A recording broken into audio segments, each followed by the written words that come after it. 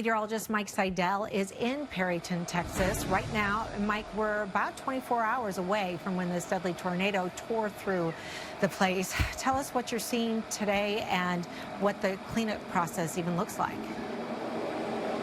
Yeah, there's a lot of folks out here. This area of town basically was leveled by this twister. It rolled through here at 5:10 Central. The tornado warning had been out for 4 minutes, but the severe thunderstorm warning accompanying the tornado watch had been out for 37 minutes longer. So if you took cover with that severe thunderstorm warning, knowing there was a tornado watch, you had 41 minutes. And one gentleman who was right out here, Jesus Macias. Hey, I'm sorry, Jesus Macias, pardon me. Tell me about what you went through as you were out here watching the sky and the storm hit. I was sitting out here when a piece of camper came flying, and it ended up in my yard knocking me over, in which case I was laying on the ground face down when the tarp at the back of our carport went flying. That's when I was able to see the houses behind kind of begin to deteriorate. Right. And at that point, I got a little scared, crawled over to the car, where my father advised me to jump into the car, where we waited for the storm to pass. It was only a moment after that I opened the door, looked across the road, and saw that everything was destroyed. So it happened very fast? Very fast. Very scared? Yes. Very loud, right? Yeah, very scared. But everybody's fine here, and I understand the father and cousin of the daughter I spoke to, they had left their trailer park. Yes, they were not here when this happened. And so they're out of their mobile home, and they were fine. Yes, sir. So everybody else, and hardly a scratch, right? Just a couple. Yeah, no, I'm fine. I'm blessed. You're very, very lucky. Well, thanks sir. for joining us, Jesus. Thank you very much. Good luck with the cleanup. I want to take you now down the street. I want to show you something remarkable, the strength of the tornado. Let's go this way down to the street corner. Just go in that direction, and you'll see in the distance as we look towards Main Street, there's not much of a profile. Everything basically has been leveled by this twister that rolled through here. The National Weather Service in Amarillo is out here. They've been looking at the damage, and hopefully we'll have a preliminary rating sometime later on this afternoon or this evening. We'll go out here on the street, and you'll see what was the AT&T cell phone tower. And now that has been completely, it's gone. It's been blown down. You get a sense of the wind direction. Basically, that wind direction is from the southwest. So it's leaning towards the northeast, and that's the direction the tornado came in yesterday a little after 5. As Jackie mentioned, 3 fatalities, 115 to 120 injured.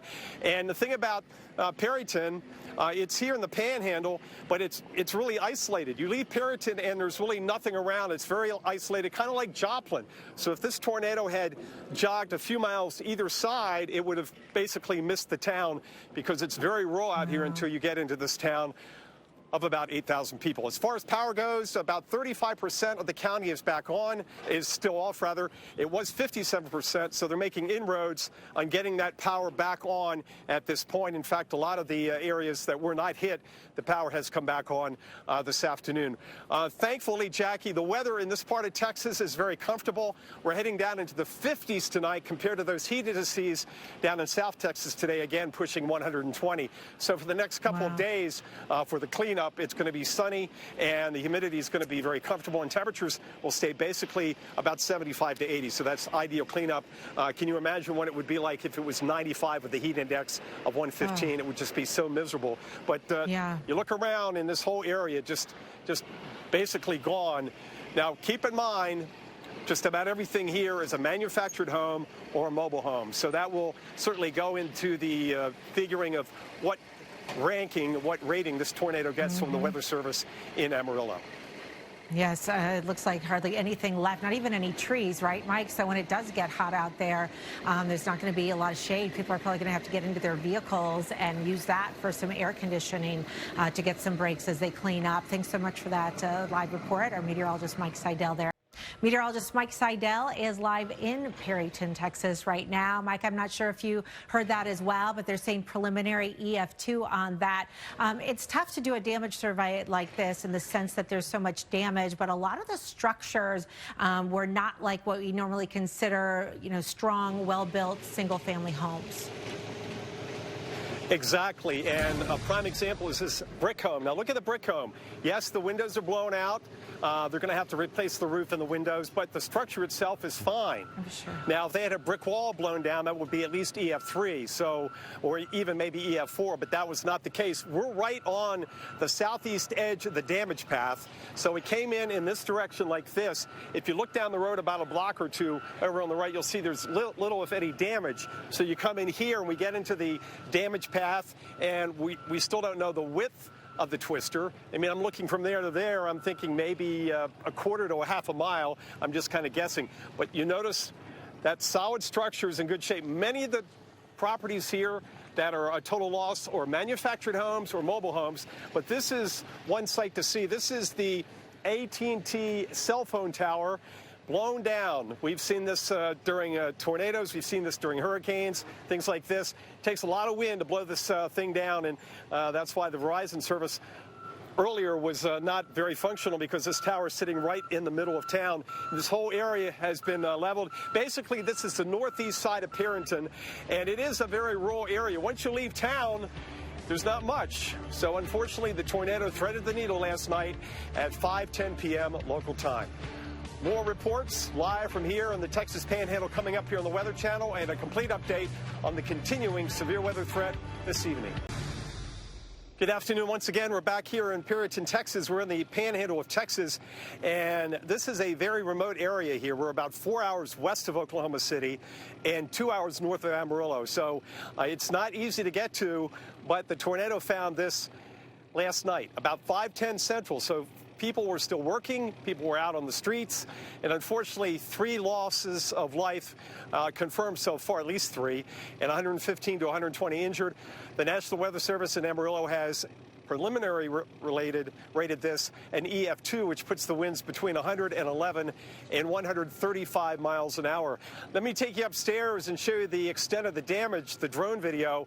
And what you see, a lot of mobile homes and manufactured homes, and that's why the rating, despite what you see, is not any higher at this point than an EF-2, because they're not as well constructed as brick and mortar and cinder block. So you get the sense that it doesn't take as much wind to knock these structures down. So notice around here, everything is flattened, looking over towards the grain mills, down towards Main Street. Just piles of debris. A big cleanup day today, Chris. And fortunately, unlike most of Texas, up here in the Panhandle, just about 5 or 6 miles south of the Kansas line, it is very, very comfortable, thankfully, because we know those heat indices down in South and South Central Texas once again today are approaching 120. We also know there's a lot of severe weather here, there, and everywhere, and you've got the latest on that back there at the studio in Atlanta. That's right. Meteorologist Mike Seidel will be checking back in with Mike in just a moment. Our meteorologist Mike Seidel is in Perryton right now, where, Mike, it's been a little over 24 hours now. We know that this was at least an EF-2 tornado that tore through this area, but you're hearing incredible stories of survival. Indeed, and EF-2 winds top out at 135. That's preliminary. And keep in mind, these are manufactured or mobile homes, so it doesn't take as much wind to knock them down. Let's bring in Chris Perales, who was at home with your mom and dad and 2 large dogs. You were on your Xbox. You take it from there and tell us what happened, because your phone was off, your parents' phones were on. What took place from that point on? All right, so what happened was I was watching it, and then everything started flickering on and off, right? And then all of a sudden it started getting bad, like the weather, like the rain and the hail and everything. And my dad said, hey, let's go, because the tornado might be here any second, since it was getting really bad. Where were you going to go? To the library over there. They have a basement. Basement. Yeah. So we were running, but then all of a sudden my dad saw the tornado right over there where the tower was. And he said, hey, go back inside, because it's right there. And apparently what my dad says is that my mom was about to take off with the tornado, but he grabbed a hold of her.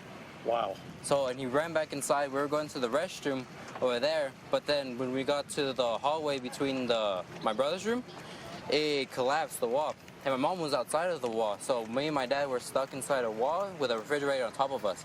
But my dad was gonna bring in my mom so it could grab in faster, right? So he could grab her. And then he just waited until the storm left. And he said, hey, let's get out of here now. It's left, right? And I didn't have anything on except what I have and slippers. I had one slipper, right? So I was running, my dad was barefoot, my mom had like socks on. So we were running, and we ran to the truck. Somehow the truck was still there. And we looked back at the house and we saw everything flat. Well, look at it today. Your family members going through the rubble trying to pick up the pieces. So you were back there, back where the gentleman with the blue shirt is, correct? Oh, no, way before. Back farther, back towards the trees. Yeah. And when you guys got up, what was on top of you and your parents? A refrigerator. Because that was holding us down from everything else. And we also think that the trees helped us because there's a lot of trees around us, and there are big trees. It blocked some of the debris. Yeah. Because you mentioned the mobile home over there is gone. Yeah. Just the porch, and it's over here now. Yeah. And we didn't know that until later. Wow. Because we realized, hey, that's a red lining. And there was a red lining over there in that house. But everybody's fine, just a few scratches? Yeah. And your dogs are fine? Yeah. And my dad was stepping on glass because we have a Guadalupe big sign. And he was like, he ran, right? And there was a couch and we ran and my dad probably stepped on it and he got glass on his toe right here. And he's having trouble walking now, but he's fine now. Well, I'm glad everybody came through it with just a few scratches. What a story. It's hard to believe that you, in a case like that, so you were running out the door as the tornado was coming at you. And what is the library, 2 blocks away? Yeah. Well, that was a good move to turn around. Yeah. Okay, well, Chris, thanks for joining us, and I'm glad everybody's safe, and you can replace these material things, and we'll see how things go the next couple of days. At least the weather's going to be good for the cleanup. Yeah, and I'm glad everybody's fine. And the next time you get a tornado warning, what are you going to do? Go to a basement. Yeah, go to or get out of the mobile home. Yeah. Well, you learned a lesson. You take away the experience, and everybody's fine, and you know, next time you'll know. Okay. Thank you, Chris. Okay, Jackie, there you go. Amazing. You know, they were going. Amazing. They saw it coming, and they started running towards the library, and they came back in, and they're buried in the debris back there under the refrigerator. Everybody's fine. The dogs are fine, and they're staying with relatives at this point as the cleanup continues here in Perryton. Yeah, lots of great takeaways from that story, Mike. I love that they knew that the library had a basement, that was a safe place to go. I wonder how much that refrigerator might have potentially actually protected them. You know, you think it has the potential, obviously, to hurt somebody, but I wonder if it was on top of them that prevented debris from coming and hitting them. So that could have been a little bit of a lifesaver there, too. Certainly a good possibility in shoes. He's a little sore on his left side. Because of the refrigerator, but he's okay. But yeah, that's a good point. You know, we tell you to get under, let's say, a mattress and put a helmet on, but even a refrigerator on top of you can save you from debris hitting you, coming right at you, projectiles. But this whole area in the northeast side was flattened by this twister.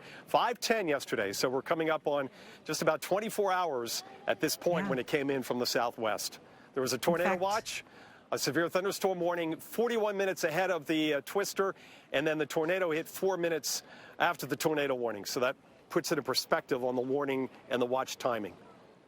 Yeah, we are 10 seconds away from that exact time. In fact, take a moment and remember the victims. We want to get back to Perryton, Texas, where meteorologist Mike Seidel is with us again. And Mike, we just heard that harrowing story of survival with that family that might have been protected actually by their refrigerator in their mobile home, which is such a dangerous place to be. I know a lot of the damage was focused in that area, and you've been to a lot of scenes where tornadoes have occurred. Mike, how is this different from other areas that you've been and what you've witnessed? Well, what you see here is basically mobile homes and manufactured homes, and those are no match for tornadic winds. And right now it's rated as high as an EF-3, which would take the winds up to and including 135 miles an hour. But you have to remember, this is why we tell you, especially if you're in a mobile home, you live in a mobile home park, to get to another spot. A mobile home is not a safe place to be, even with tie downs.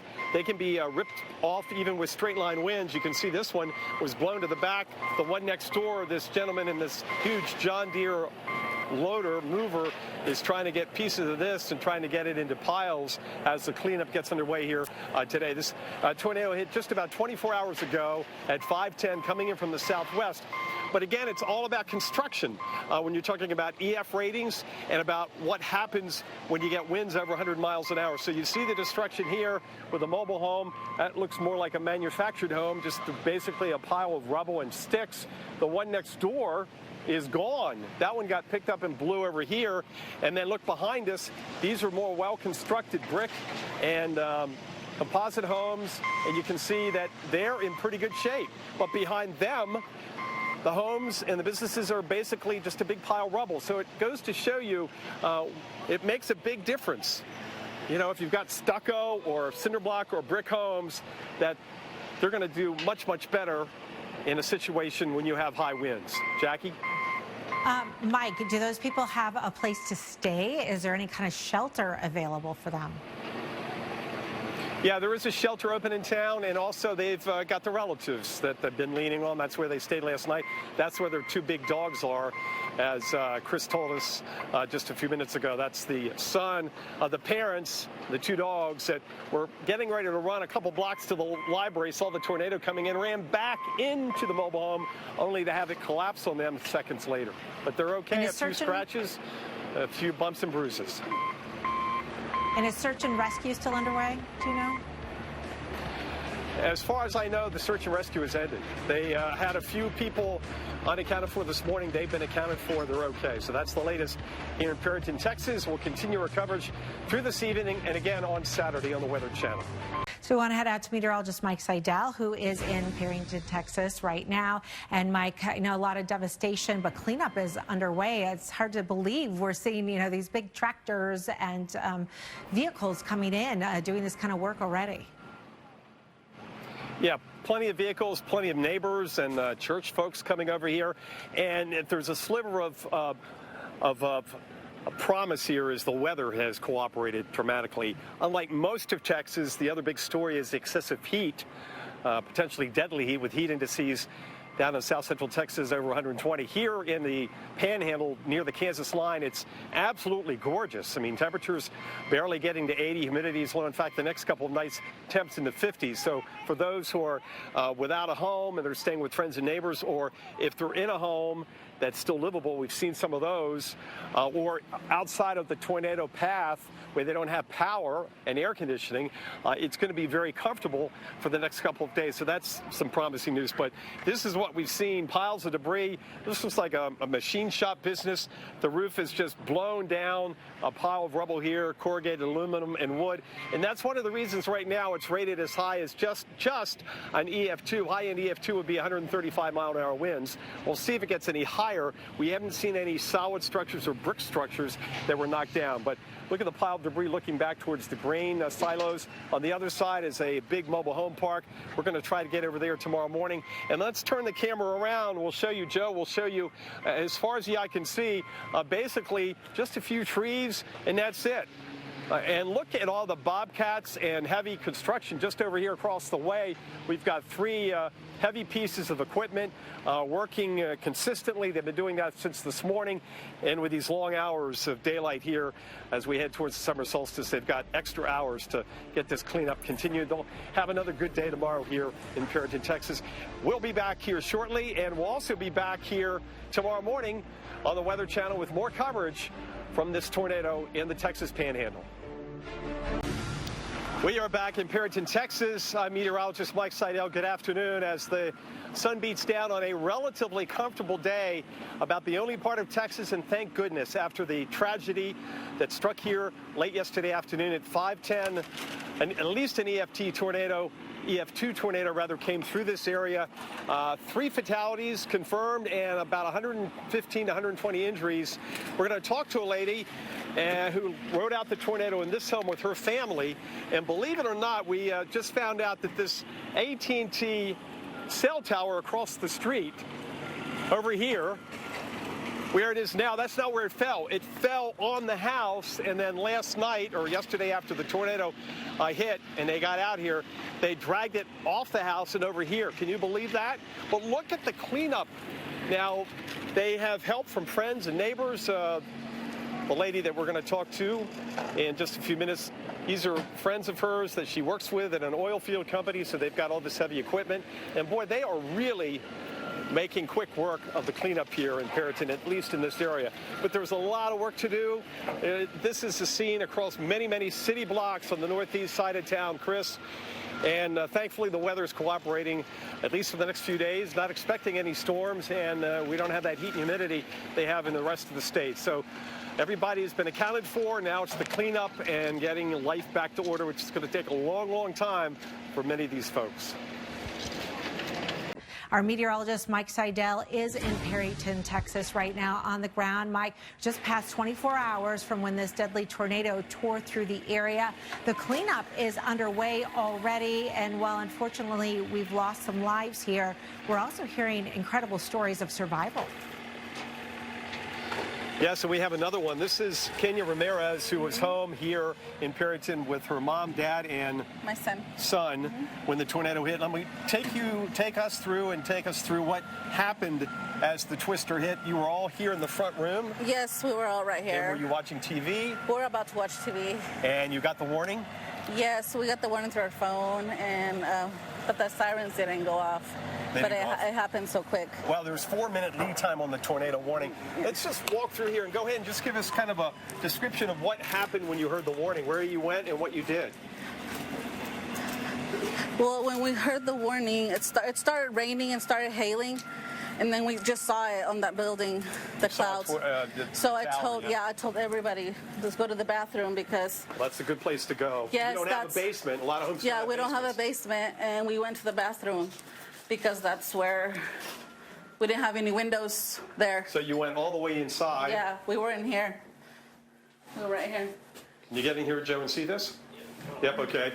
So you were in here in the bathroom. We were here. And we have the skylight or AC. AC went, so we kind of. Then you came out here. Yes. Well, the good thing too, we can tell folks this side of the house is cinder block, and that really protected you. Yeah. And notice this room is not damaged at all. Yeah. But the front where the wood is coming out. And then how long were you in there before you came out? Were you able to get it back out to the street easily? We waited because we didn't know. I was afraid to come out. I didn't want to see my house destroyed. And when we came out, it was still raining, it was hailing, and we just kind of waited because, I mean, everything was getting wet. So right. We were just trying to sink in because the antenna. Yeah. That antenna fell in our house. So the AT&T cell phone tower. Let's go out here. And show them that. We've been showing this through the afternoon. This actually was on your house. Yes, that was on my house. And last night they came out here and moved it off your house. Yesterday they were moving to clear the street. And now they have a caution, don't trespass. But yeah, look at that. That fell, and it was then right there. Right where we were basically sitting. I mean, So if it hadn't been for the tower, you may have had a little bit better luck here in this room. Maybe. Yeah. So everybody's okay? Everyone's okay. We're scared. We're shaken up, but we're alive. We're grateful. Yeah. And we're just. You went through hell. We did. We did. It was scary. It was our first tornado. How long have you lived in Texas? Long time? How long? That was since I was 6. So this is the first one you went through? Yes. And my first one, and it was really scary. But you don't want to go through it again, do you? No, we don't. Well, you can rebuild. Yes. Everybody's fine. We appreciate you telling us your story. That was just a great job, and it's hard to kind of replay it for you when you're just a little over 24 hours after it happened. Yeah, it was. I'm still trying to. I guess I'm still in shock because it's my home. It's been my home, and to see it like this, it just breaks my heart. Well, you'll be okay. Take care. We've been here for years and years. Everybody's come out. I mean, it's amazing. Yeah, everybody. Your friends and coworkers. Yes, my coworkers have been here this morning, and they brought all the equipment to help me move. Yeah, you'll get this built in no time. Yes. I predict you'll be grilling out by Labor Day. How about that? Okay. Jackie, another happy ending. A lot of happy endings here for a tornado that killed 3. We have so many folks that went through what she went through with her family here in Perryton, Texas. Yes, what a great testimony of how that interior room, like a bathroom, certainly can be what saves your life. You know, you want as many walls between you and the outside of your home. They did the right thing. So we want to bring in our meteorologist, Mike Seidel, who is in Perryton, Texas right now. And Mike, well, it's so devastating to hear the stories of what's been happening and that 3 people have lost their lives. There are also a lot of really encouraging stories of survival. Yes, many of those. We've talked to several that have gone through this twister. They were scared. One gentleman we talked to, he and his family were trying to run towards the library. 2 blocks away, they saw the twister and got back in their mobile home, and they ended up being pinned under their refrigerator. They're all okay, a few bumps and bruises. But you look down the road here, you can see the power lines are gone. The poles are still up. The power crews are working in the distance. Way down there, Joe, if you can kind of zoom in there, you can see the power crews getting the poles back in order, getting the power back on. And there's a lot of power that has come back on in the area outside of where the tornado hit. For instance, where the grocery store is, that's an excellent place to have the power on. The hospital, places like that. So they're working on it. Last time I checked, about 30% of the county was still without power. This time yesterday, it was about 60%. So things are looking up and up. There's some dogs here in the background. We've got a group coming in to take care of these pets and try to find their owners if they haven't found the owners. Also, the chefs are coming in. What is the name of the chef group? The Mercy Chefs are coming in to help out, too, and feed all the folks that are around here. And there was a lot of folks coming by asking us if we want food, hamburgers, snacks, bottled water. So everybody has really come together and pitching in this community. And so much heavy equipment today. And, again, we've only had 24 hours since the twister hit. One thing that's helping us out is the weather. For the folks that still have their homes and don't have any power yet, at least tonight, temperatures tonight and tomorrow night are going to be in the 50s. Compare that to not far down the road in Texas, where the heat indices today again are pushing 120. So we can be very thankful that the atmosphere has quieted down and stabilized and stayed nice and comfy for the next at least several days. We'll keep you updated. We're going to have more coverage from here. And again, tomorrow morning, starting at 9 Eastern on the Weather Channel, we're going to be over in a mobile home park. But first, we'll take a break and come back and update you on the current severe weather this evening. We are back live here in Perryton, Texas. We are out here in the remote part of the Panhandle. Let me put it in perspective. They typically call these live remotes, and trust me, this is remote. We're 4 hours west of Oklahoma City, 2 hours north of Amarillo, to put it in an area where there aren't a lot of folks. This is a town of 8,000, but outside of the town, it's very rural. And unfortunately, 3 of those residents lost their life to this twister. Preliminary rating now an EF-2 on the enhanced Fujita scale. That would put the winds between 111 and 135 miles an hour. Behind me is the crumpled AT&T cell phone tower, which actually fell in a house, and then they moved it off the house last night to open up the road. So that's one reason there's an issue. But these cell phone companies are very good at getting their portable towers on and getting service back on, as we saw with Ian. Basically, the next day, service is back on. But around the area, they've done, boy, what a job they've done at cleaning up. Yes, just big piles of debris from what were many buildings, a lot of manufactured homes and mobile homes. These are mostly businesses right here looking up towards Main Street. But a lot of folks have lost their place to live. But we've talked to a lot of people that were very fortunate. They wrote it out in their bathroom, in the interior hallway. Some were actually outside, then ran indoors, but they're all okay. There were some scratches. And we still have some folks in the hospital. 115 to 120 were injured, and I'm sure some of those people are still in the hospital, Chris. So an amazing turnout today. As much heavy equipment as I've seen in a small town, a community really coming out to get this underway. And thankfully, Chris, the weather has been extraordinary, considering what most of the rest of Texas is going through and what we'll be going through. Here, though, nice and cool tonight and tomorrow night in the 50s. And we'll be back here tomorrow morning on the Weather Channel with more coverage from Perryton, Texas, starting at 9 a.m. Eastern. Been a long travel day. It's not easy to get here from Atlanta. Yeah, I know that, Mike. I heard your itinerary a little bit earlier, but you mentioned how rural it is. I mean, most people would think of Amarillo in the Panhandle, or the Panhandle itself, as being rural, but you're way out there. It was tough to get there, right? Yes, a couple flights and then a 2-hour drive from Amarillo. And we are about 5 miles south of the Kansas border. So that puts it, if you look for Perryton on the map, you'll see where we are and how remote this is. But the town has come together. 8,000, a little over 8,000 people live here, and the power is gradually coming back on. The grocery store is lit up. One of the restaurants is back on. The hotels have power. So there you go. Things are slowly getting back to average, and the power companies are doing their best at getting the poles and the power back up. Unfortunately, many of these homes aren't going to be hooked up because they're destroyed. All right, meteorologist Mike Seidel, thank you for that report.